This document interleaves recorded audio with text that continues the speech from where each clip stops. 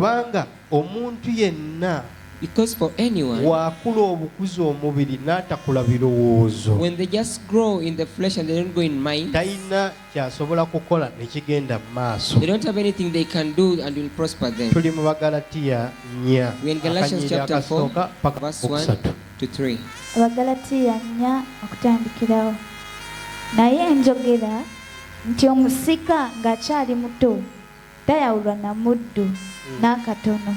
Omusika ng'akyali muto, When the hair is still young, tebamuyisanga musika, is not taken as the hair.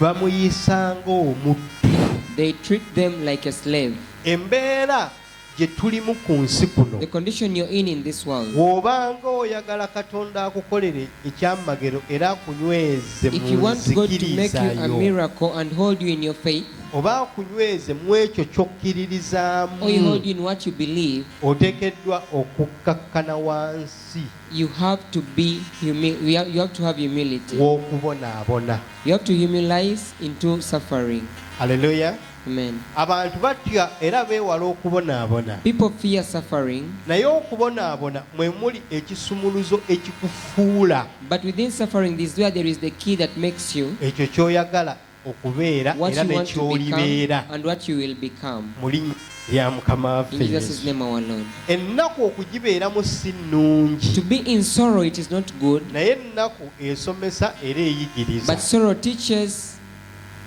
Kati buli w'oba obonaabona So the moment you're suffering, tekikuggyako buyinza kubeera nti oli mwana wa Katonda, it does not take away the dominion of you being the child of wabula God, kikutuuliza ddala mu kifo ekituufu but it puts you in the right place Katonda mwayagala obeere, where God wants you to be. alyoke akufuule ekyo kyonna Then he can make you whatever osobole okuwangula so that you can be mu a linnya victor. erya Mukama waffe In Yesu. Jesus' name our Lord. Kati mwana anaabeera omusika, A child who will be the heir, tomujja buzzi eri waggulu, you don't just get them from up. eddaala ly'atandikirako The step they start with, lye ly'okuba nga ery'obuddu.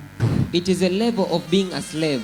Mukama waffe yeebazibwe. Amen. Kati by'oyitamu oli mwana atendekebwa, All that you're going through, you're just a child who is being trained. naye w'onaakula obusika bwo bugenda kuweebwa But when you grow up, they will give you your inheritance. mu linnya erya Mukama waffe In Jesus' Yesu. name our Lord. Waliwo ebizibu ku sozi by'osabira nga tebigenda kukuvaako There are problems you're praying for now and they will not leave you olw'okutegeera n'emyaka gy'olimu. because of understanding the years you're at or the age you're in. Waliwo ebizibu ffe bye twalina nga tukyali bato, There are problems that we had when we were young. naye bwe twakula birina engeri gye byasenguka. Yet when we grew up, there's the way they shifted. Waliwo ebizibu ebigenda okusenguka mu bulamu bwo, There are problems that are going to shift out of your life. si lwakuba nti osaba nnyo, Not because you pray so much, lwakuba okuze mu kutegeera but because you have grown in the spirit mu and linnya erya understanding. Mukama waffe In Yesu. Jesus' name our Lord. Lwakuba nti okuze era otuuse mu kiseera ekituufu Because you've grown and you've reached the right time eky'okubeera omusi of becoming the heir lw'ekyo ky'oyagala. of what you want. Temwerabira ffe tuli basika b'eggulu, Don't forget that we are inheritors of heaven. munaatera okusikira ebyammwe byonna Katonda bye yabalekera, We are the heir of heaven. You're about to ne byonna inherit bye what God left yabaweereza you mugenda for. bifuna, And all that He sent you, you're ordained to get it. naye mugenda bifuna nga mukuze But you'll get it after mu growing. linnya erya Mukama waffe In Yesu. Jesus' name our Lord.